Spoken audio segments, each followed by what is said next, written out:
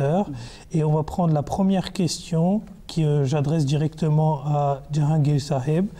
La première question est de M.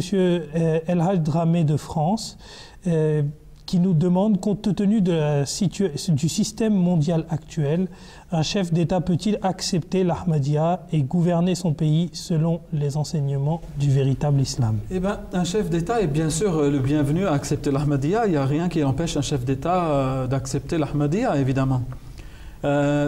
Pour ce qui est de gouverner son pays selon les vrais enseignements de l'islam ou les enseignements véritables de l'islam, eh bien, il peut toujours essayer. Je ne vois pas comment il y aurait quelque chose qui l'en empêche. Mais peut-être que la personne qui pose la question se demande, est-ce qu'il est possible d'appliquer les principes de l'islam véritable dans l'environnement actuel? Par exemple, si on va regarder du côté économique, quand on sait que toute l'économie du monde est prise dans les engrenages de l'intérêt, du système de l'intérêt, oui. et de l'usure même, on pourrait dire.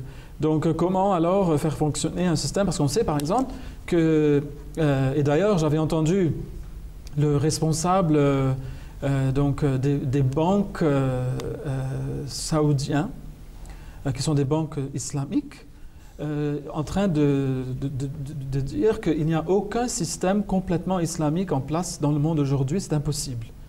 Parce que nous devons aussi fonctionner nous nageons dans un océan, pour ainsi dire, d'intérêt. Dans un système interconnecté. Et voilà, on ne peut pas s'en défaire complètement, c'est impossible. Donc on essaye, a-t-il dit, de maintenir nos principes autant que possible, mais cela, à un moment donné, il faudra qu'on ait des interactions avec le reste du système mondial. Donc cela sera évidemment très difficile pour n'importe quel gouverneur ou chef de pays, donc chef d'État, de fonctionner dans un système complètement divorcé du reste du monde. Donc je ne pourrais pas vraiment répondre à cette question. Il faudra qu'on arrive à cette situation pour voir un peu comment les choses on peut faire évoluer les choses. Exactement, donc c'est une question vraiment hypothétique.